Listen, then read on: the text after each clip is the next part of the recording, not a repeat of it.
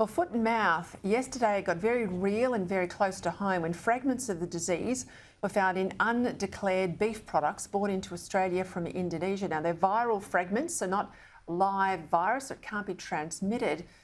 But it does show the disease is circulating and that not all travellers at the border are honest.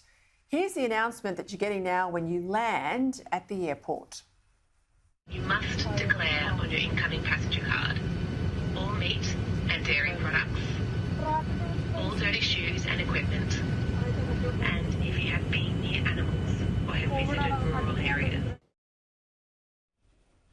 Now, after they ruled out foot baths, this is the federal government, last Friday, they've done a backflip over the weekend, but we're still days away from getting these foot baths in place, and we've got planes landing almost every hour from Bali. One of those calling on the government to do more is Shadow Minister for Immigration and Citizenship, the former Trade Minister and an MP for a rural Victorian seat, the seat of Wannon, Dan Tehan. He joins me now. Dan, we'll get into the nuts and bolts of the policy in a moment, but you've got a big rural constituency in Warren, dairy in particular. What are farmers telling you? They're deeply, deeply concerned. And they want action. They want it now.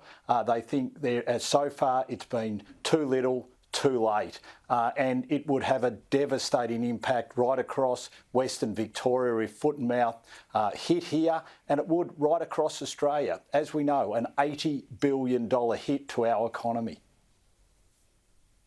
What would you want to see done if you were the minister in charge? Well, I'd want to see action at our airports to start with. I had a friend who came in with his family today, and he said the messaging, the protocols in place were basically non-existent.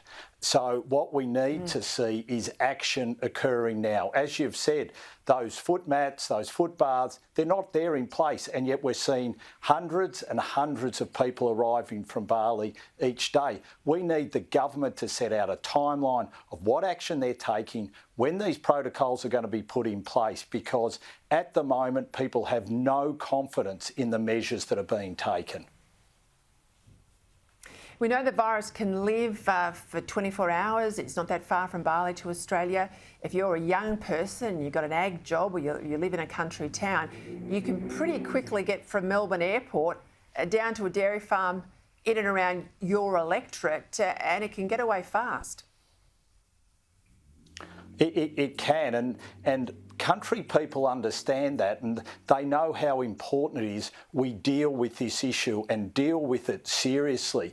But they are so fearful that the government isn't taking it seriously and has no idea of the impact that this would have on our economy. Could you imagine all our agricultural exports would be stopped overnight? This is our worst nightmare for regional and rural Australia.